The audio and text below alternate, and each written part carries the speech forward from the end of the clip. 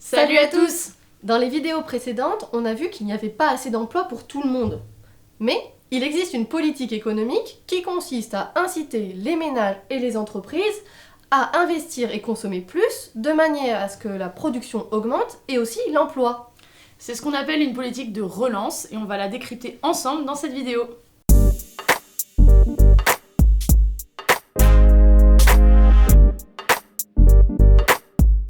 L'idée, c'est de dire que le chômage est un problème de carnet de commandes de l'entreprise plutôt que d'un coût du travail trop élevé. Et oui, les entreprises pour embaucher doivent produire plus.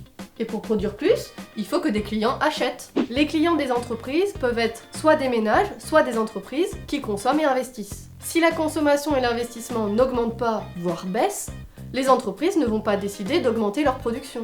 Et donc elles ne vont pas embaucher, voire elles vont licencier. Les entreprises vont même essayer d'anticiper la demande sur leurs produits. C'est-à-dire de deviner si dans les mois ou les années à venir, les clients vont être nombreux ou non, et ainsi pouvoir adapter leurs décisions. On appelle ça la demande anticipée. Par exemple, si elles anticipent une conjoncture favorable et des clients nombreux, elles vont investir, produire et embaucher. A l'inverse, si les taxes augmentent, ou si les aides diminuent, ou encore si les taux d'intérêt sont trop élevés, elles peuvent se dire que les clients vont être plus rares et devront donc revoir leurs projets. Avec une politique de relance, l'État intervient pour booster la consommation et l'investissement. Ce qui va rassurer les entreprises et leur permettre d'embaucher. L'État dispose de plusieurs moyens pour faire cela. Le premier, c'est modifier sa politique budgétaire. C'est-à-dire que l'État peut jouer avec son budget, ses recettes et ses dépenses. L'État peut dépenser dans des investissements publics, comme par exemple les écoles, les barrages ou les hôpitaux. Cela va avoir pour conséquence l'embauche de fonctionnaires, mais aussi l'achat de matériel dans des entreprises privées, ce qui va booster leurs demandes et donc les amener à investir et embaucher. En plus, les travailleurs embauchés dans le privé ou le public vont pouvoir consommer grâce à leurs nouveaux revenus et augmenter ainsi la demande. Ils paieront plus d'impôts, ce qui permettra à l'État de financer ses investissements. C'est un effet multiplicateur. Il peut aussi augmenter les aides diverses aux ménages. Par exemple, augmenter le RSA, les APL, l'allocation adulte handicapé. Cela permet d'accroître le pouvoir d'achat des ménages et donc leur consommation de biens et services. Le deuxième moyen de l'État, c'est réglementer les salaires. L'État peut intervenir en augmentant le SMIC ou le revenu des fonctionnaires. Cela augmente le pouvoir d'achat et donc la demande des ménages aux entreprises. Enfin, l'État peut mettre en place une politique monétaire accommodante. Les banques centrales, banques de toutes les banques, peuvent agir en rendant moins chers les crédits qu'accordent les banques commerciales aux entreprises et aux ménages. En France et en Europe, c'est la BCE qui assure ce rôle.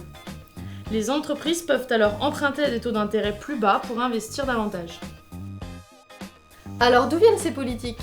Dans l'histoire économique, c'est John Maynard Keynes qui a théorisé la politique de relance. Après la crise de 1929, qui a entraîné un chômage massif, contrairement aux économistes dominants de son époque, il a fait les diagnostics suivants. Son premier constat est que le chômage peut être involontaire. Dans la théorie économique dominante, les chômeurs ne veulent pas travailler car les salaires sont trop bas. Le chômage résulte donc d'un choix personnel. Pour Keynes, ce n'est pas le niveau des salaires qui est en cause. Même à des niveaux faibles, il existe des chômeurs prêts à travailler mais qui ne trouvent rien. Pour lui, le problème vient d'un nombre d'emplois insuffisant. Le deuxième constat, c'est qu'il faut limiter les excès du capitalisme et le rôle du profit comme boussole de l'économie. Pour Keynes, il faut utiliser la demande comme un levier pour relancer l'économie plutôt que la rentabilité financière des entreprises. Souvent, Keynes s'est réduit au fait qu'il suffirait d'accroître la demande en augmentant les salaires et la dépense publique. Mais pour lui, le cœur du problème, c'est que les capitalistes exigent des rendements trop élevés. Alors, ces politiques sont-elles efficaces ? Si elles ont pu faire baisser ponctuellement le chômage, en fait, on peut observer qu'elles ont quand même certaines limites. La première chose, c'est que la mondialisation rend ces politiques moins efficaces pour faire baisser le chômage. Dans les années 80, le président François Mitterrand met en place des politiques de relance inspirées des politiques keynésiennes.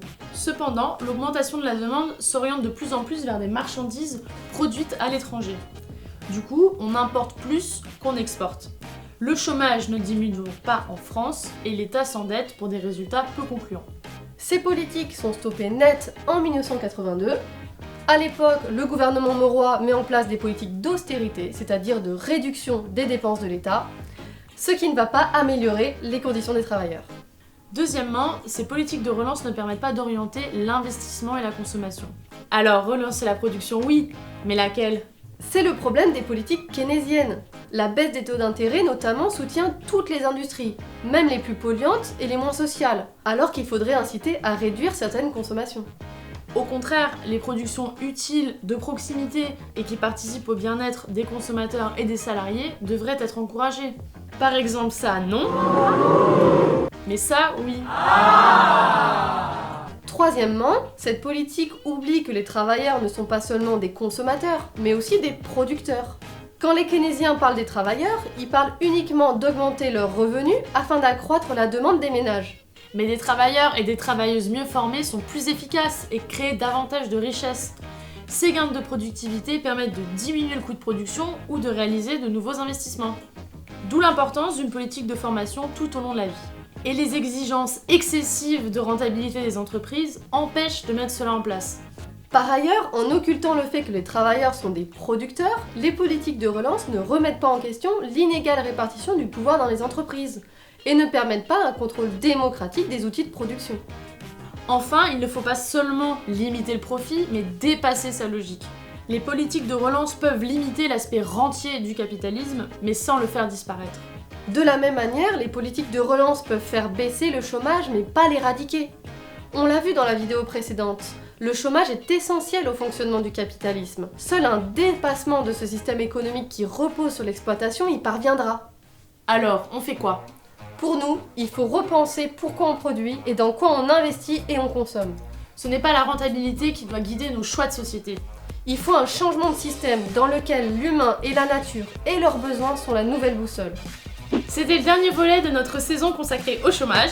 On espère que nos vidéos vous ont été utiles. Et on se retrouve très vite pour une 3e saison de Sur les épaules de Marx. À très vite. Ciao.